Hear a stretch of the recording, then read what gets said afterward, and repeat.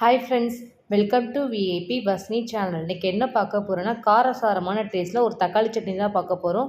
புதுவிதமாக இருக்கும் இந்த தக்காளி சட்னிஸ் பார்த்தீங்கன்னா, எல்லாமே போட்டு மிக்ஸடாக நம்ம அரைச்சி இன்றைக்கி ரெடி பண்ண போகிறோம். சூப்பராக இருக்கும் ஒரு டேஸ்ட்டு. எத்தனை இட்லி எத்தனை தோசை உங்கள் வாய்க்குள்ளே போகுதுன்னே தெரியாது. அன்லிமிட்டடாக போயிட்டே இருக்கும். இந்த தக்காளி சட்னி எப்படி செய்யலாம் அப்படின்றத வாங்க வீடியோஸ்குள்ளே போய் பார்க்கலாம். வீடியோஸை ஸ்கிப் பண்ணாமல் பாருங்கள். அப்போ தான் அந்த டேஸ்டியான தக்காளி சட்னி உங்கள் வீட்டை நீங்கள் செஞ்சு சாப்பிட முடியும். ஃபஸ்ட் டைம் சேனலில் பார்க்குறவங்களா அப்படின்னா சப்ஸ்கிரைப் பட்டனை கொஞ்சம் கிளிக் பண்ணிக்கோங்க. பக்கத்தில் இருக்கிற பெல் ஐக்கானை கிளிக் பண்ணும்போது ஆல்ன்ற ஆப்ஷன் கொடுத்தீங்கன்னா நான் போட வீடியோஸ்லாம் ஆன் த ஸ்பாட்டில் வந்து சேரும். வாங்க வீடியோஸ்குள்ளே போகலாம். தக்காளி சட்னி செய்கிறதுக்கு ஃபஸ்ட்டு ஸ்டவ்வை ஆன் பண்ணிக்குவோம். தேவையான அளவுக்கு ஒரு பேன் வச்சுக்கலாம். பேன் நல்லா ஹீட் ஆனதுக்கப்புறம் ஆயில் சேர்த்துக்கலாம். ஆயில் ரொம்ப சேர்க்க வேணால் லைட்டாக சேர்த்தா போதும். நம்ம வதக்குற அளவுக்கு சின்ன வெங்காயம் நான் ஒரு 1/4 கிலோ கிட்டே எடுத்து வச்சுருக்கேன். அந்த 1/4 கிலோ சின்ன வெங்காயம் தோலை உரித்து நம்ம சேர்த்துக்க போகிறோம். முக்கியமாக தக்காளி சட்னிக்கு டேஸ்ட் தரது இந்த சின்ன வெங்காயம் தான். நம்ம போடுற பொருளும் தான். ஆனால் ஃபஸ்ட்டு சின்ன வெங்காயத்தோட டேஸ்ட் தான் வேறு லெவலில் இருக்கும். ஸோ அதனால் இந்த சின்ன வெங்காயத்தை மட்டும் போட்டு சேருங்க. சின்ன வெங்காயத்தை மட்டும் போட்டு செஞ்சிங்கன்னா எப்படி செஞ்சாலுமே அந்த தக்காளி சட்னியோட டேஸ்ட்டு வேறு லெவலில் கொடுக்கும். அதே மாதிரி தேவையான அளவு காஞ்ச மிளகாய் நம்ம சட்னிக்கு ஏற்ற மாதிரி நம்ம சேர்த்துக்கலாம். வெங்காயம் காஞ்ச மிளகா ஃபஸ்ட் நம்ம ஆயிலில் ஃபஸ்ட்டு நல்லா ஃப்ரை பண்ணிக்கணும். லைட்டாக கோல்டன் கலர் வரைக்கும் ஃப்ரை பண்ணால் போதும். அதுக்கப்புறம் நம்ம ஒவ்வொரு பொருளை சேர்க்க ஆரம்பிச்சிடலாம். கரண்டி வச்சு ஃபுல்லாக மிக்ஸ் பண்ணி இந்த மாதிரி வதக்கி விட்டுக்கலாம். வெங்காயமும் நம்ம காஞ்ச மிளகா ஃபஸ்ட்டு நல்லா வதக்கணும். வதக்கினதுக்கப்புறம் தான் ஒவ்வொரு பொருளையும் சேர்த்திங்கன்னா தான் கரெக்டாக இருக்கும். அந்த சட்னியோட டேஸ்ட் நமக்கு அப்போ தான் கிடைக்கும். ஸோ அதனால் ஃபஸ்ட் நம்ம வெங்காயம் காஞ்ச மிளகா போட்டு நல்லா வதக்கிக்க போகிறோம். 1/4 கிலோ சின்ன வெங்காயம் தோலை உரித்து சேர்த்துருக்கேன். அதே அளவுக்கு நம்ம 1/4 கிலோ தக்காளி சேர்த்துக்கணும். வெங்காயமும் தக்காளியும் ஈக்குவலாக போடணும். அப்போ தான் கரெக்டாக இருக்கும். எதுக்காக சொல்கிறேன்னா, ரொம்பவும் தக்காளி போட்டாலும் நம்ம சட்னியோட டேஸ்ட்டு மறுபடியும் புளிப்பாகிடும். வெங்காயம் ரொம்ப அதிகமாக போட்டிங்கனாலும் நமக்கு தக்காளியோட டேஸ்ட்டு கிடைக்காம இருக்கும். நம்ம போடுற தக்காளிக்கு அதே அளவுக்கு ஈக்குவலாக வெங்காயம் நம்ம சேர்க்கணும். அந்த அளவுக்கு சேர்த்திங்கன்னா தான் நமக்கு சட்னியோட டேஸ்ட் கொடுத்து நல்லாயிருக்கும். ஒரு சில பேர் தக்காளி சட்னி தக்காளி கொஞ்சம் அதிகமாக போடுவாங்க. அந்த மாதிரி போட்டுறாதீங்க. நான் தக்காளியோட டேஸ்ட்டு நமக்கு ரொம்ப இருக்கும். புளிப்பு நமக்கு அதிகமாக இருக்கும். ஈக்குவலான ரேஷியோவில் போட்டு அரைச்சிங்கன்னா தான் தக்காளி சட்னி நல்ல டேஸ்ட்டாக இருக்கும். ஆல்மோஸ்ட் நமக்கு தக்காளி, வெங்காயம், காஞ்ச மிளகாய் எல்லாமே நல்லா வதங்கிடுச்சு.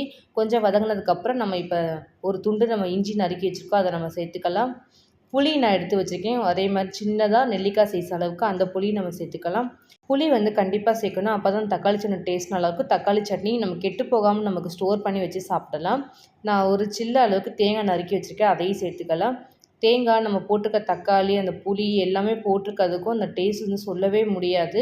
வித்தியாசமான ஒரு ஃப்ளேவரில் இருக்கும். நீங்கள் இது வரைக்கும் செஞ்சுருக்கவே முடியாத மாதிரி இருக்கும் அந்த டேஸ்ட்டு பார்த்தீங்கன்னா.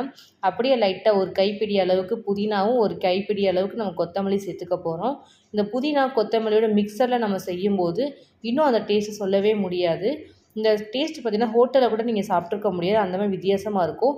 மிக்சடாக செஞ்சு சாப்பிட்டு பாருங்கள். அந்த சட்னியோட டேஸ்ட்டு வேறு லெவலில் இருக்கும்.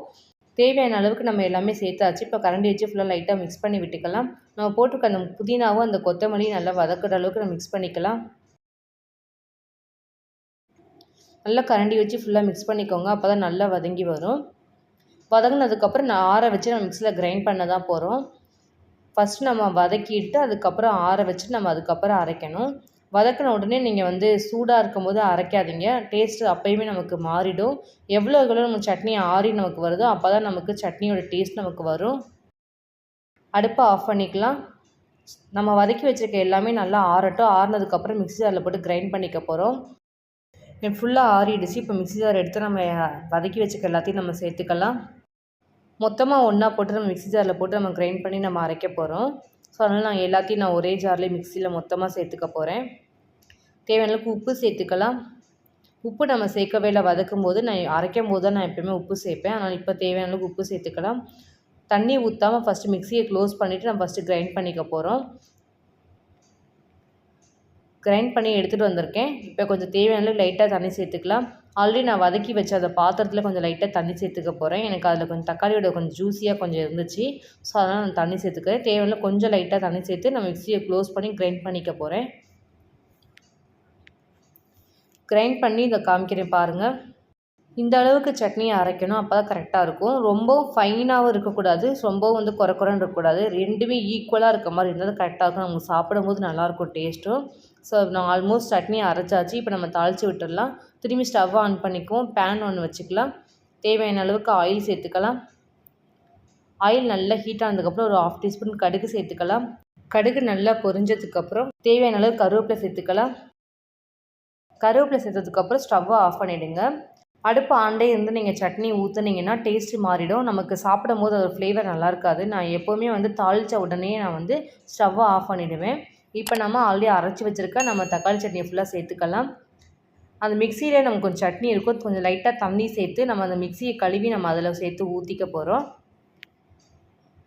இந்த மாதிரி ஊற்றுனதுக்கப்புறம் கரண்டி வச்சு ஃபுல்லாக மிக்ஸ் பண்ணிக்கலாம். உப்பு இருக்கா நீங்கள் பார்த்துக்கோங்க. சப்போஸ் கரெக்டாக இருக்குதுன்னா விட்டுருங்க.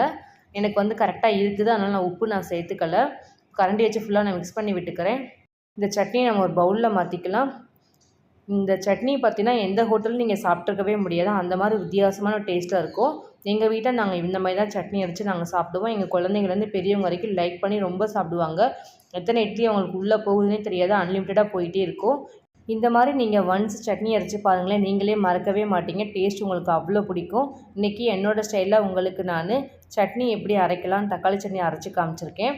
அதே மாதிரி நீங்களும் உங்கள் வீட்டில் ட்ரை பண்ணி பாருங்கள். அதே மாதிரி இந்த மாதிரி சட்னியோட இந்த இட்லி வச்சு டேஸ்ட் பண்ணி பார்த்தீங்கன்னா சொல்லவே முடியாது. அந்தளவுக்கு டேஸ்ட்டு சூப்பராக இருக்கும். நான் இன்றைக்கி இட்லியோட நான் சட்னி வச்சு டேஸ்ட் பண்ணி பார்க்க போகிறேன். இதே மாதிரி நீங்களும் இந்த மாதிரி இட்லி வச்சு சட்னி வச்சு டேஸ்ட் பண்ணி பாருங்கள். பார்த்துட்டு டேஸ்ட் எப்படி இருந்துச்சு கமெண்ட் செக்ஷனில் கண்டிப்பாக சொல்லுங்கள். என்னோடய வீடியோஸ் உங்களுக்கு பிடிச்சிருந்துச்சுன்னா லைக் பண்ணுங்கள், ஷேர் பண்ணுங்கள், கமெண்ட் பண்ணுங்கள், சப்ஸ்கிரைப் பண்ணுங்கள். பக்கத்தில் இருக்கிற பெல் ஐக்கானை கிளிக் பண்ணிவிடுங்க. Thank you friends.